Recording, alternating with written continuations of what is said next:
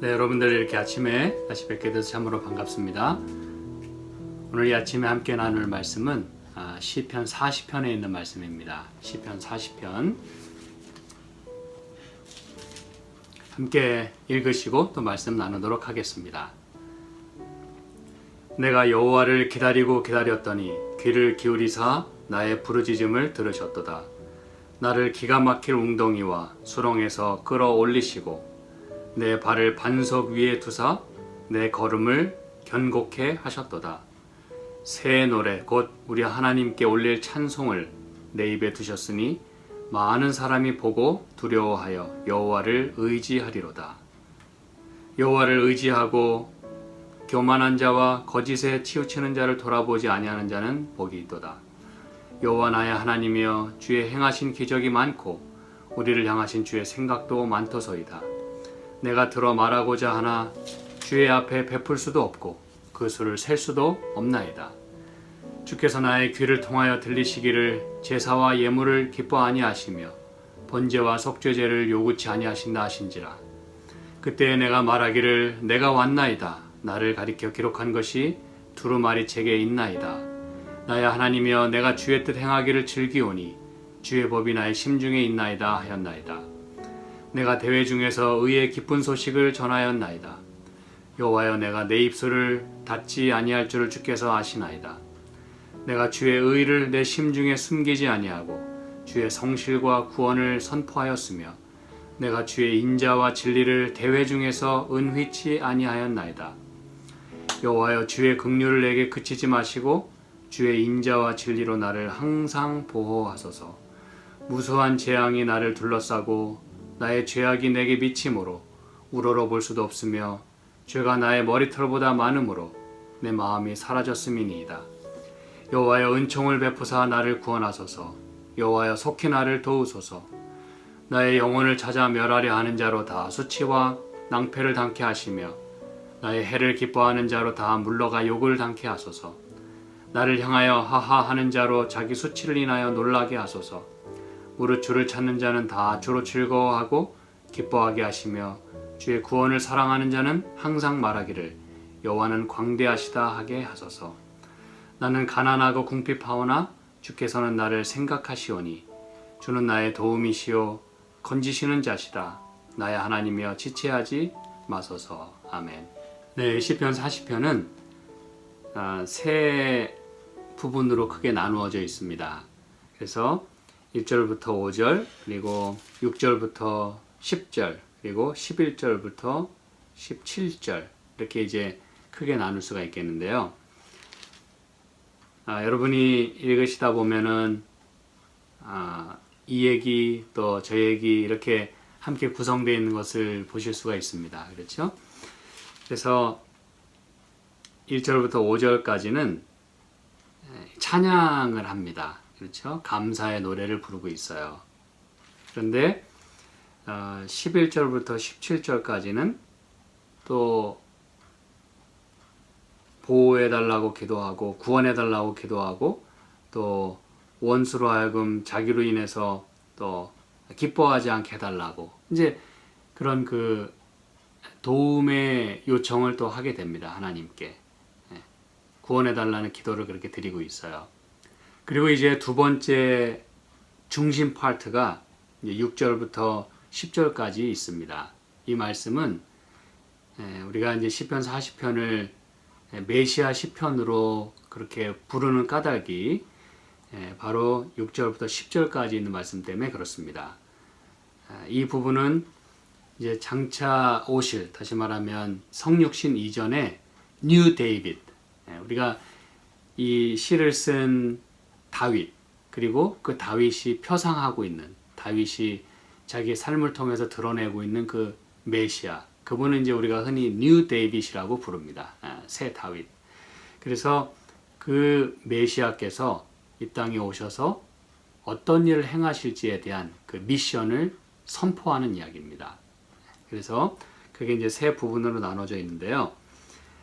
마지막 부분은 예를 들어 13절부터 17절까지 있는 말씀은 시편 70편에 있는 그 말씀과 뭐 거의 동일합니다. 그래서 이 말씀은 저희가 이제 시편 70편에서 살펴보도록 하겠고요. 이제 오늘과 내일 이 시편 40편 1절부터 또 이제 10절까지 있는 말씀을 나눠 보도록 하겠습니다. 그래서 오늘은 1절부터 5절까지 있는 말씀을 나누게 될 텐데요. 이 말씀은 하나님께서 구원해 주신 것에 대한, 하나님께 대한 그런 감사의 찬양을 드리고 있습니다. 그렇죠?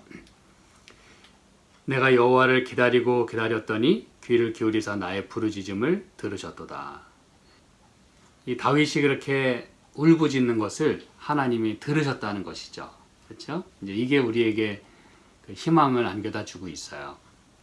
그런데 여러분, 다윗이 내가 여호와를 기다리고 기다렸더니 귀를 기울이셔서 들으셨다 그랬어요. 여러분, 여기서 이렇게 기다리고 기다렸다라고 우리말에 두 번이나 반복해서 쓰고 있어요. 물론 원문에는 하나의 단어를 쓰고 있습니다. 그렇지만 그것이 강조형을 쓰고 있기 때문에, 제가 강조형 몇 번 말씀드렸죠. 그렇죠? 강조형 동사를 쓰고 있기 때문에 우리말로는 그것을 너무나 간절하게 이렇게 두 번 반복을 하면서 번역을 했어요. 기다리고 기다렸더니 얼마나 그 기다림이 간절했는지를 우리에게 말씀해주고 있다는 것이죠. 이 기다렸다고 하는 부분은 우리가 살펴본 이 39편 7절, 어저께 우리가 살펴본 39편 7절, 주여 내가 무엇을 바라리요 나의 소망은 주께 있나이다. 이게 어제 그 39편의 이제 키가 되는, 그렇죠? 핵심이 되는 그런 말씀이었어요. 인생의 허사뿐인 우리가 바라볼 것은 하나님밖에 없다.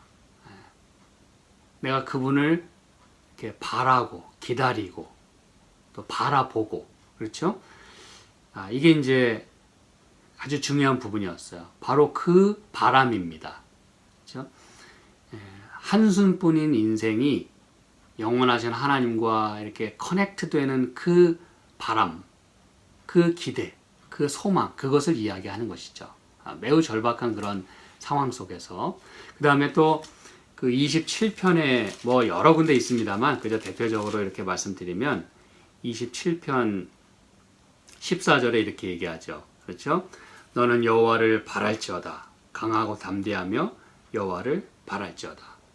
제가 지금 찾는 이 말씀들은 다 강조형이 사용된 그런 것들입니다. 27편에서도 얼마나 그 다윗이 하나님을 간절히 찾습니까? 그렇죠? 너희는 내 얼굴을 찾으라. 8절에. 그게 또 이제 핵심 그 키가 되는 성경절이라고 말씀드렸어요. 그 센터 자리에. 그렇죠? 그래서 여러분, 지금 살펴본 요 그 바란다라고 하는 것들은 일반적으로 우리가 그저 내가 주님을 바랍니다.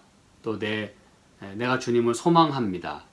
뭐 그런 일반적인 동사들도 있었습니다만, 그렇지만 이것들은 아주 강조형이 사용이 됐기 때문에 정말 간절하게 하나님을 찾는, 바라는 그런 마음이 여기 담겨져 있는 것이에요. 그래서 일반적인 바람은 그냥 내가 그렇게 됐으면 좋겠습니다라고 우리가 하나님께 기도도 하고 또 바라는 것이지만, 소망하는 것이지만, 여기서의 바람은 특별히 그 어떤 타겟이 있어요. 그래서 그거에 아주 목숨을 거는 겁니다. 나는 그거를 내가 지금 전적으로 원합니다. 이거 아니면 내가 살 수가 없습니다. 이렇게 그 타겟을 향해서 마음을 다 쏟고 그것을 붙잡는 거예요. 이 지금 다윗에게 있어서 타겟은 무엇입니까? 바로 하나님입니다. 다른 거 아니에요. 그저 하나님을 내가 바라는 거예요. 주님만 있으면 되는 것입니다. 그런데 이제 이 시편 40편에서의 그 바람은 조금 더 독특합니다. 이것은 정말 그 누군가를 바라는 거예요. 이제 제가 이게 무슨 말인지를 이제 계속해서 말씀을 드릴 것이에요. 그랬더니 귀를 기울이사 나의 부르짖음을 들으셨도다. 여러분, 이제 6절부터 10절까지 있는 말씀은 메시아에 대한 그 부분이라고 말씀을 드렸어요. 그렇다면 이 지금 다윗은 무엇을 그토록 간절히 바라고 있냐 이거예요. 여러분, 물론 이 시편이 이제 이러한 구성으로 이렇게 기록이 돼 있고 또 각각 다른 얘기를 하는 것 같지만, 그런데 이 시편에 그리고 이 지금 다윗의 이 기도와 또 노래와 그런 것들은 그 센터에 있는 그 메시아를 향해서 가고 있다는 사실이에요, 여러분. 그 다윗의 후손으로 그렇게 이 땅에 오셔서 놀라운 어떤 사역을 행하실 그런 메시아를 간절히 바라는 그러한 마음이 여기 들어있다는 사실입니다. 그래서 그 타겟이 아주 분명합니다. 물론 일반적으로 다윗이 그저 어려움을 당하고 또 원수로부터 늘 쫓기고 그렇죠? 그러는 중에 하나님을 바랬던 것은 사실이에요. 그렇지만 특별히 이 부분에서는 이제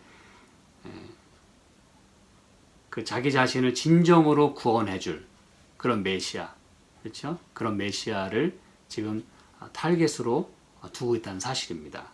그분을 간절히 기다리는 거예요. 그래서 여기 내가 여호와를 기다리고 기다렸더니 이렇게 이야기하는 것입니다. 자, 2절 나를 기가 막힐 웅덩이와 수렁에서 끌어올리시고 내 발을 반석 위에 두사 내 걸음을 견고케 하셨도다. 여러분, 기가 막힐 웅덩이와 수렁에서 끌어올리셨다 그랬어요. 기가 막힐 웅덩이와 수렁에서. 이제 성경절 몇 개를 좀 찾아볼 텐데요. 이것을 찾아보시게 되면 여러분이 정말 이것이 기가 막힐 웅덩이라는 것을 아실 수 있게 됩니다. 자, 그러면 좀 찾아보실까요? 여기서 이제 웅덩이라고 하는 것은 말 그대로 pit, 그렇죠?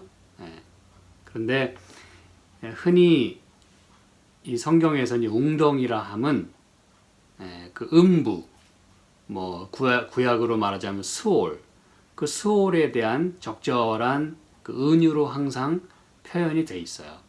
그래서 구약에 뭐 웅덩이, 수렁 그러면 그것은 우리에게 이것은 참 죽음과도 같은 그런 아픔이 있고 또 그런 그 어떤 분리, 무슨 얘기인지 아시겠죠?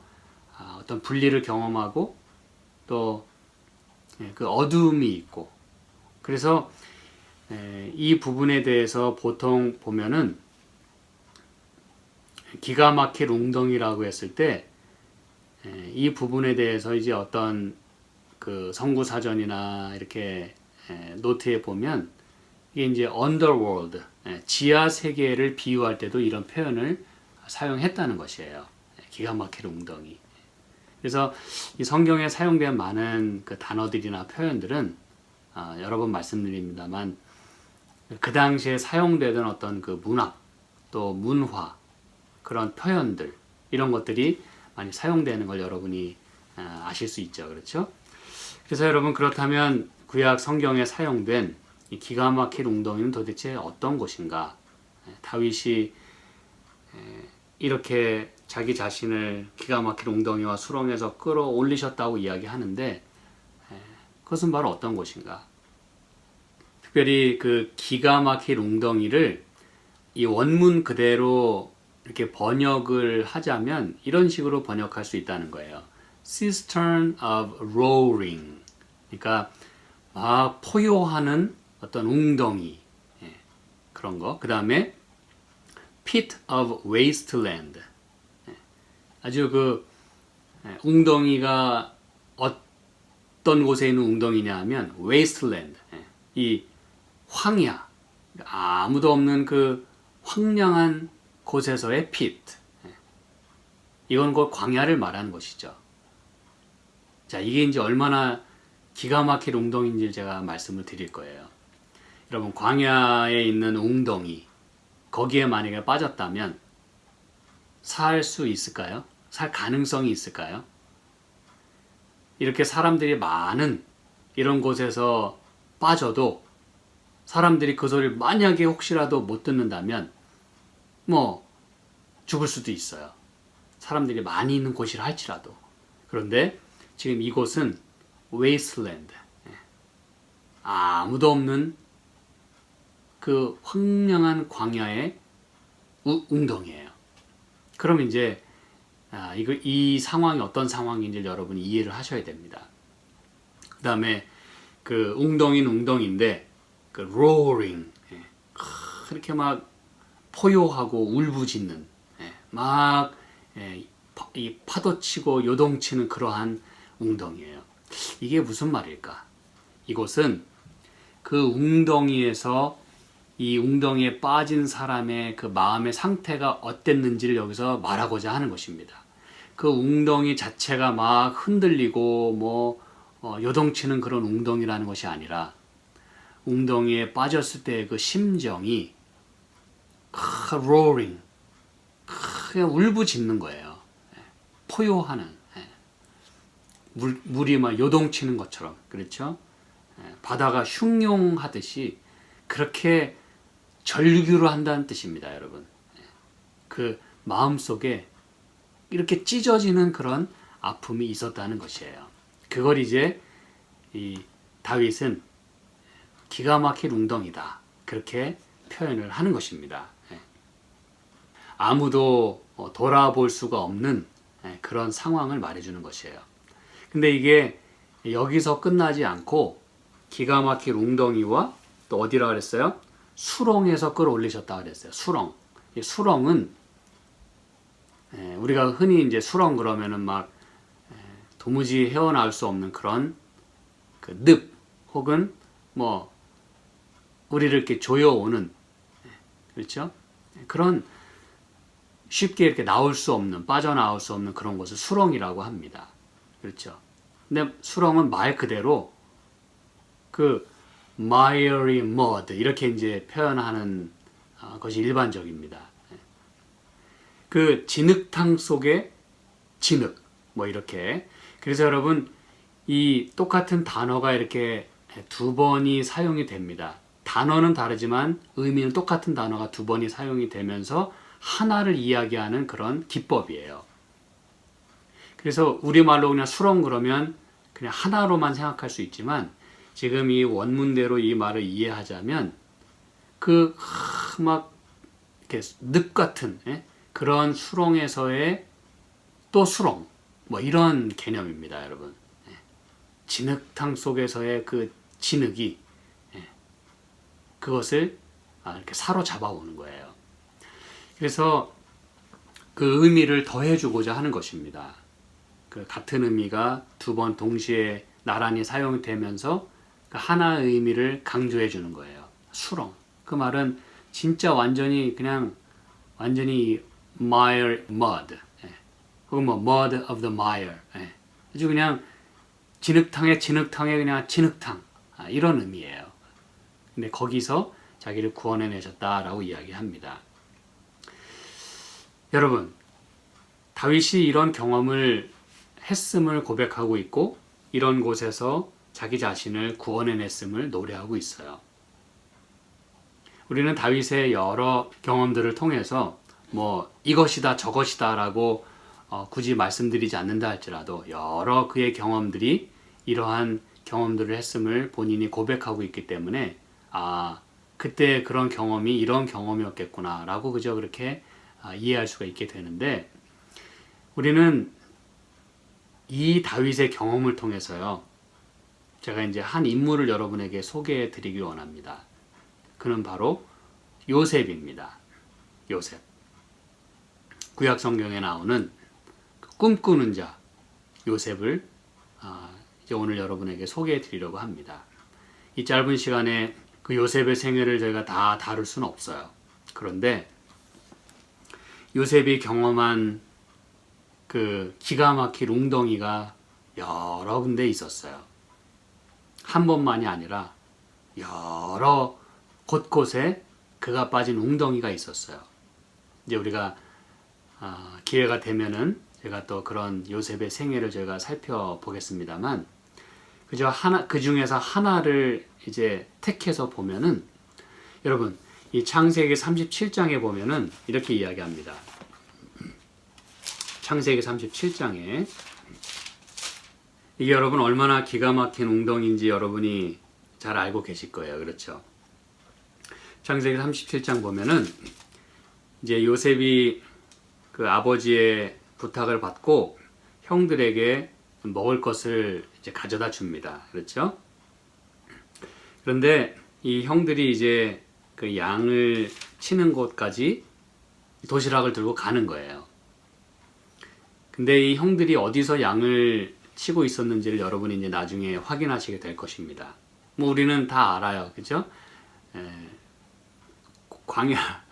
광야가 많기 때문에 다 광야에서 이 양들을 치는 것입니다. 아시겠죠? 그러면서 이제 풀이 있는 곳들을 찾아다니는 거예요. 제가 여러 번 말씀드렸죠? 그런데 세겜이라고 하는 곳에 12절에 보니까 아비 양떼를 칠 때 이제 야곱이 요셉에게 도시락을 갖다 주라고 하고, 그리고 요셉이 이제 형들에게로 가는데 17절에 보니까 요셉이 그 형들의 뒤를 따라가서 도단에서 그들을 만나니라 그랬어요. 자, 얼마나 기뻤겠습니까?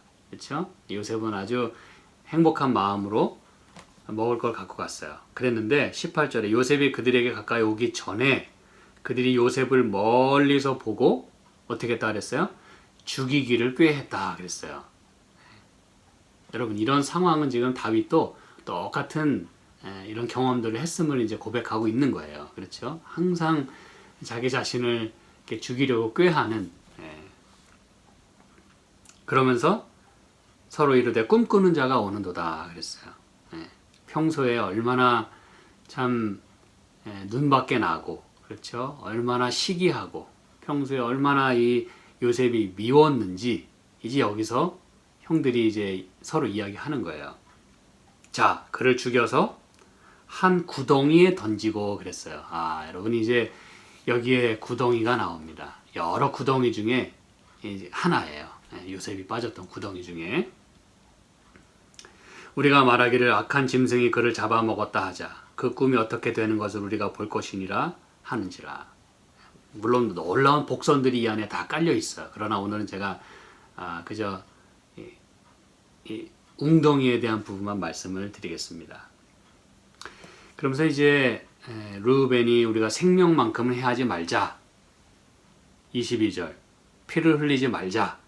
그를 광야 그 구덩이에 던지고 손을 그에게 대지 말라 하니 이는 그가 요셉을 그들의 손에서 구원하여 그 아비에게로 돌리려 함이었더라 그랬어요. 여러분, 여기 보니까 구덩이라 그랬는데 어디에 있는 구덩이요? 광야 그 구덩이. 이제 여러분이 요거를 놓치시면 안 됩니다.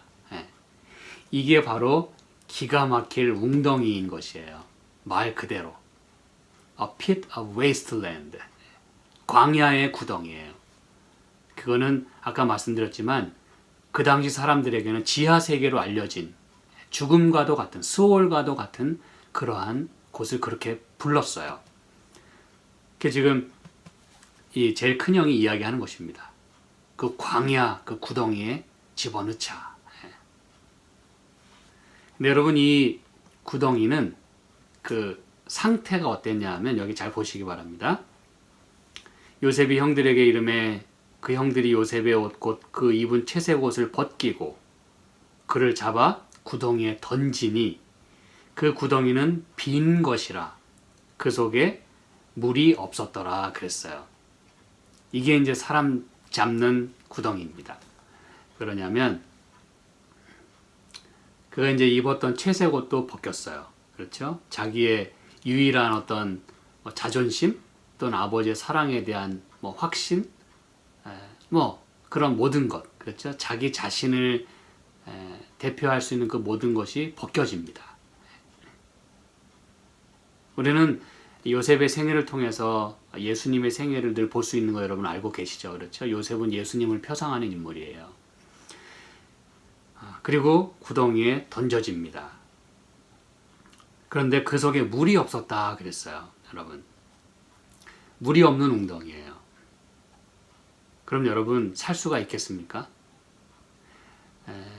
제가 자세한 말씀은 안 드리겠습니다만 원래 이 지역의 도단이란 지역의 이 시기는 원래 비가 많이 내리고 물이 그 웅덩이에 차서 마치 우물처럼 그렇게 물이 많았어야 하는 곳이었답니다. 그런데 이때는 모르겠어요.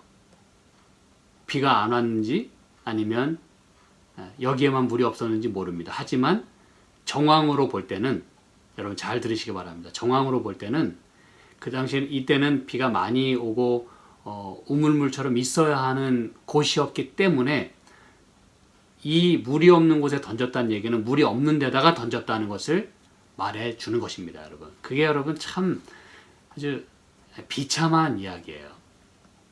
자기 동생을 물이 없는 데다 갖다가 던졌어요.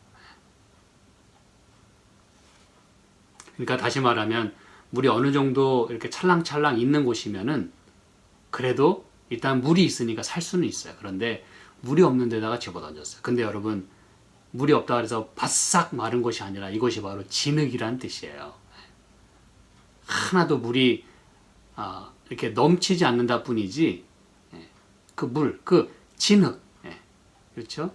마실 수는 없어요. 그게 비참한 것이죠. 근데 그게 진흙이에요.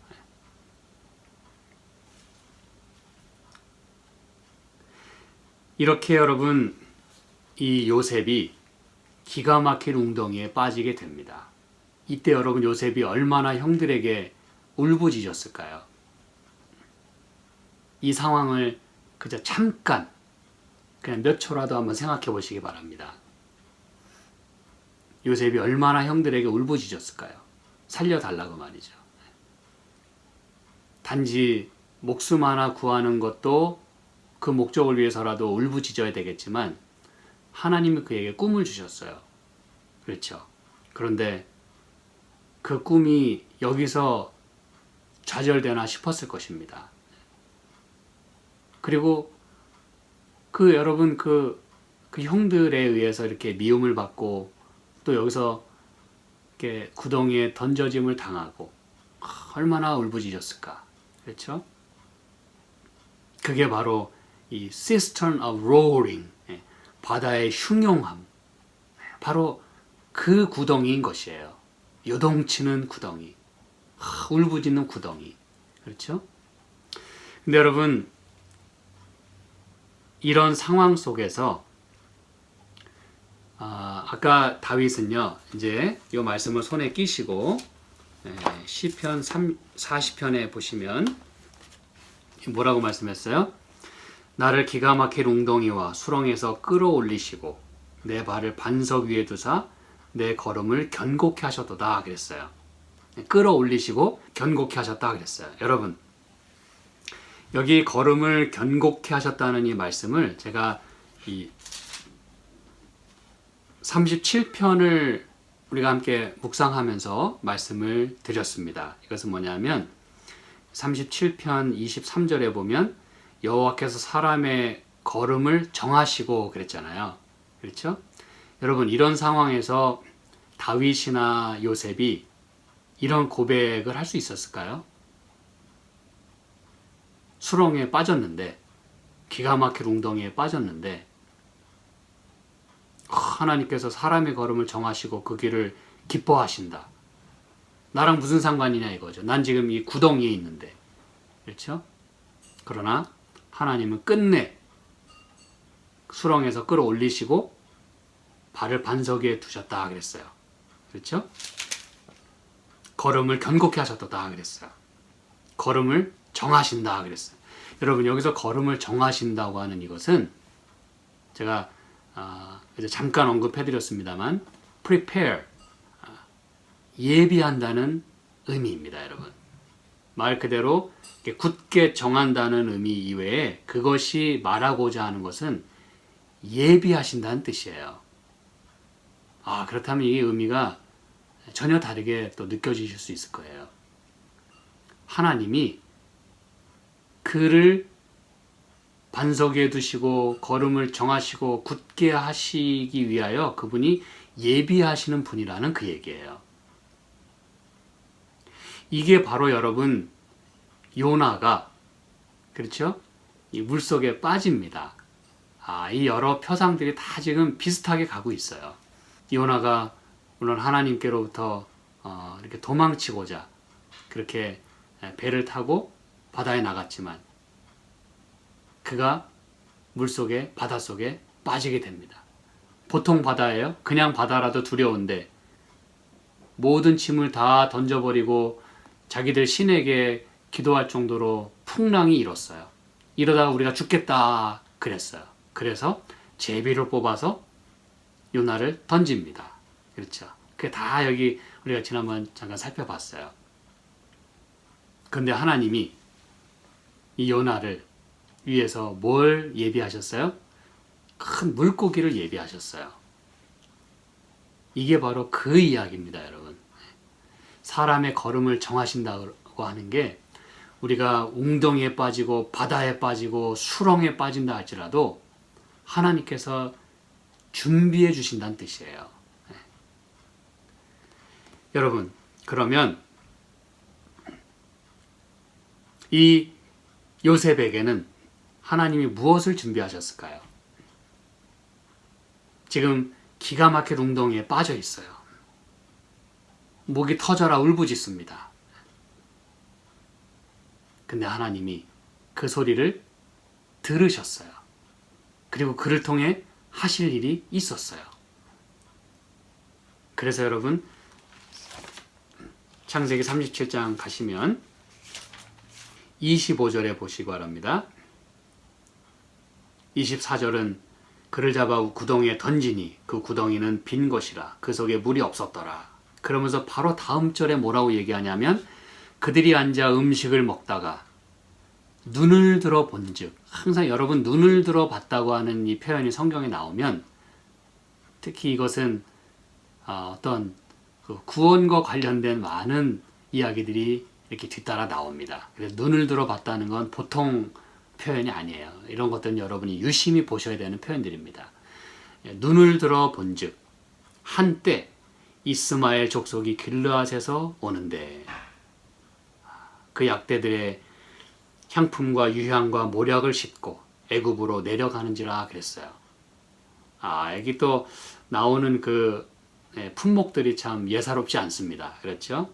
향품과 유향과 모략 애굽으로 내려갔다 그랬어요. 여러분, 하나님이 뭘 준비하셨어요?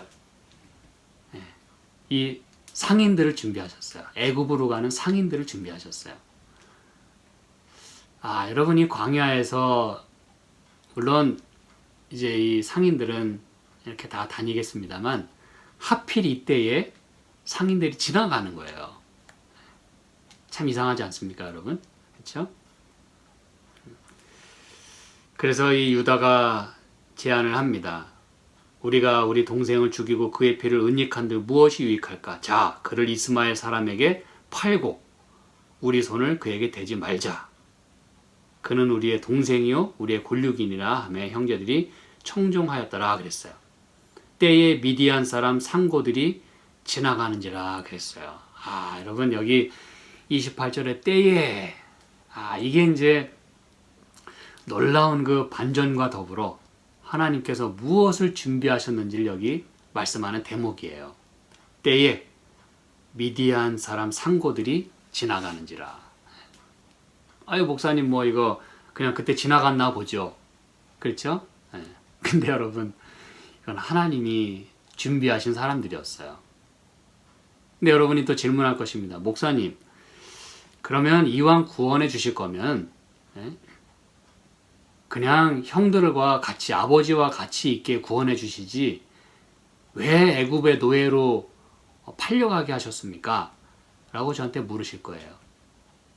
그렇죠? 저한테 묻지 마시고 하나님께 물으시기 바랍니다. 그러나 답이 있어요. 하나님이 하시는 일이에요, 그게. 요셉은 구덩이에서 끌어올려집니다. 그리고 그들이 요셉을 구덩이에서 끌어올리고 은 20개의 글 이스마엘 사람들에게 팔매 그 상고들이 요셉을 데리고 애굽으로 갔더라 그랬어요.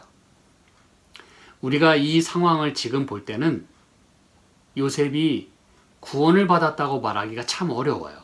그렇죠. 일단 구덩이에서는 올려졌어요. 일단은 살게 됐어요. 참 고마운 일이에요. 근데 요셉의 입장에서는 이건 구원이 아니에요, 사실은.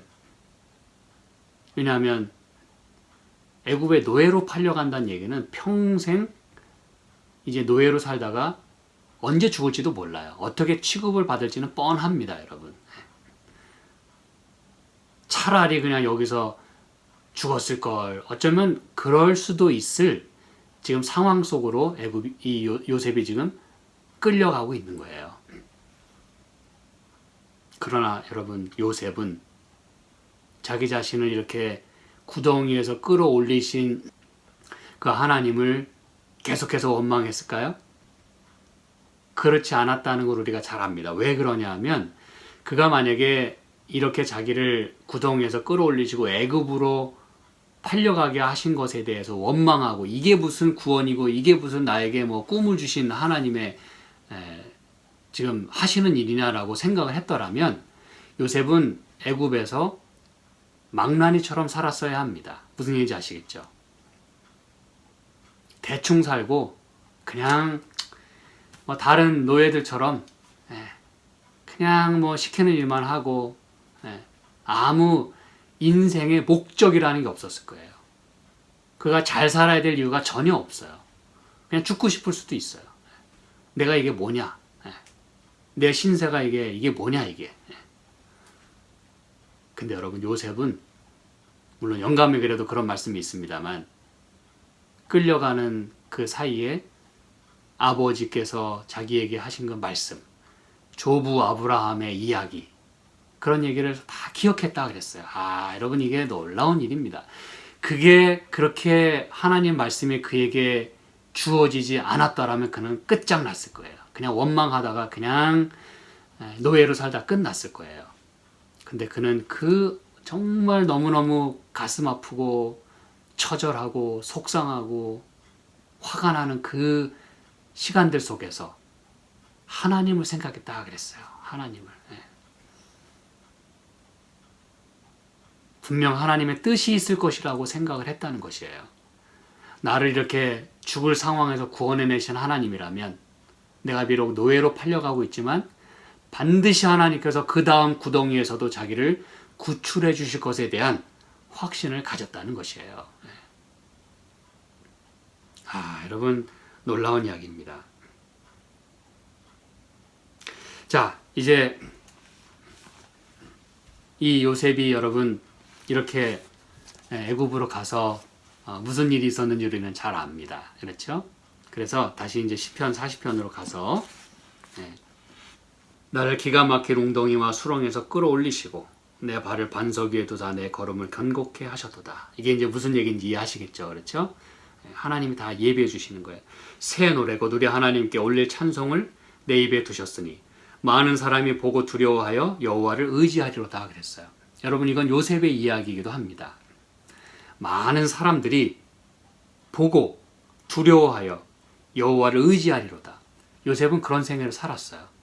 다른 사람들이 요셉의 생애를 보고 경외심을 가졌어요. 야, 도대체 쟤는 쟤 노예야 아니면 상전이야 뭐 이럴 정도로 말이죠.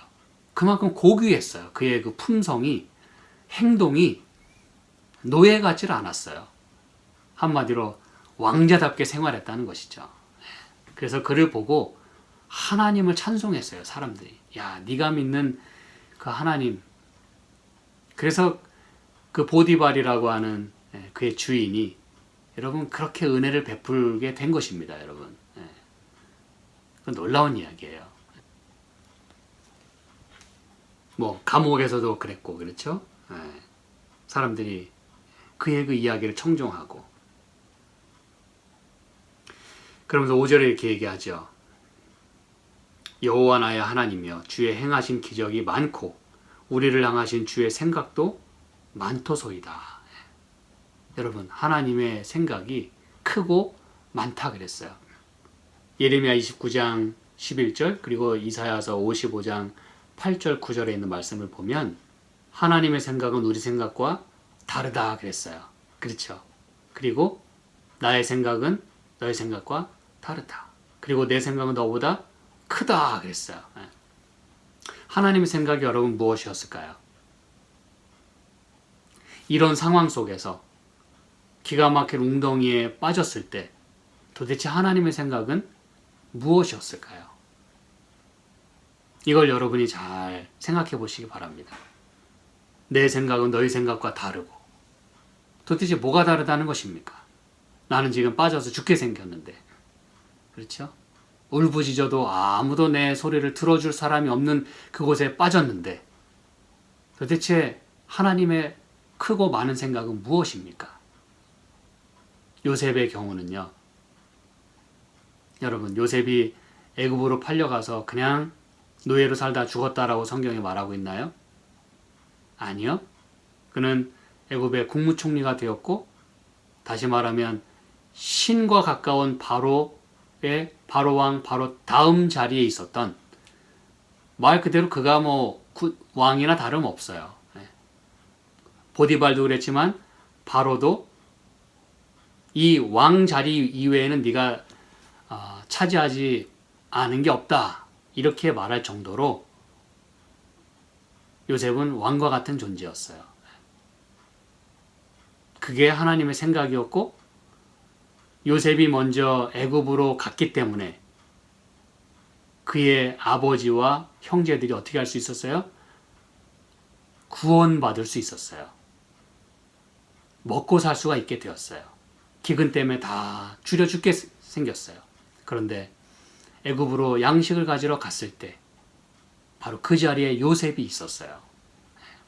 그래서 요셉은 이렇게 고백하는 것입니다.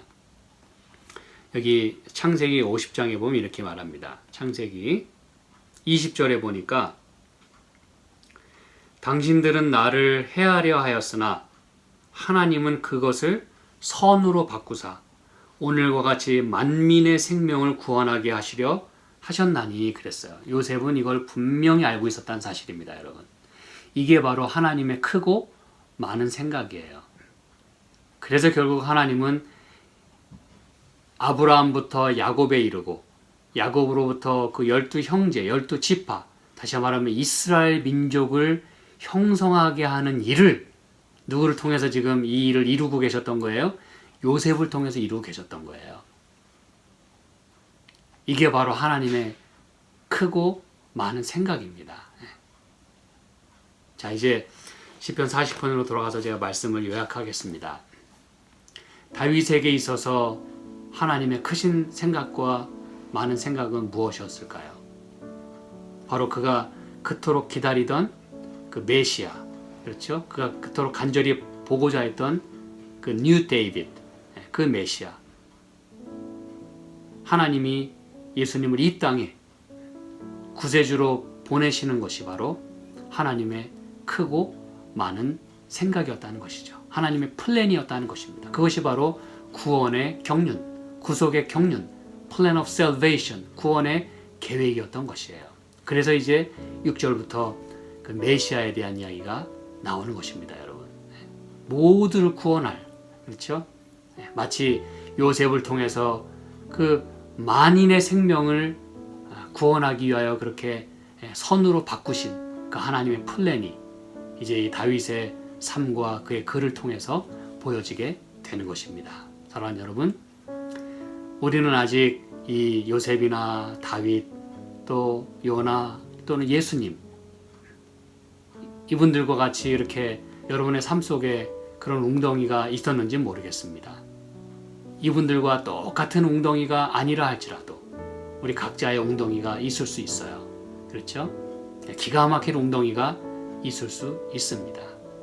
그런데 하나님은 내가 수렁에 빠졌을 때라도, 여러분, 그런 상황에서 우리가 하나님께 울부짖을 때 하나님은 분명히 들으신다고 했고, 당신의 플랜대로, 가지고 계신 계획대로 우리의 삶을 인도해 주실 줄 저는 믿습니다. 왜냐하면 하나님이 그분의 그 큰 구원의 계획대로 모든 것들을 예비해 주시고, 그리고 그것을 통해서 당신의 뜻을 이루시기 때문입니다.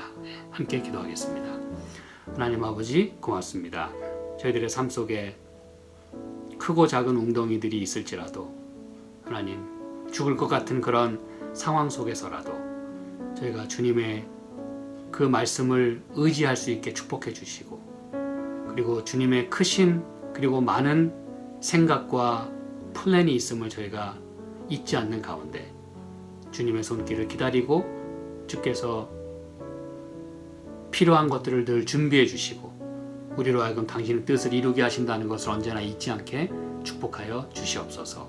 오늘의 하루의 삶도 주님께서 저희를 축복하시고 건강과 믿음을 지켜주시고 여러 힘든 상황 속에 있는 우리 교우들과 또 우리 형제 자매들, 이 요동치는 이 사회, 이 어려운 이 시기를 제가 잘 통과할 수 있도록 축복해 주시기를 예수님의 이름으로 기도합니다. 아멘.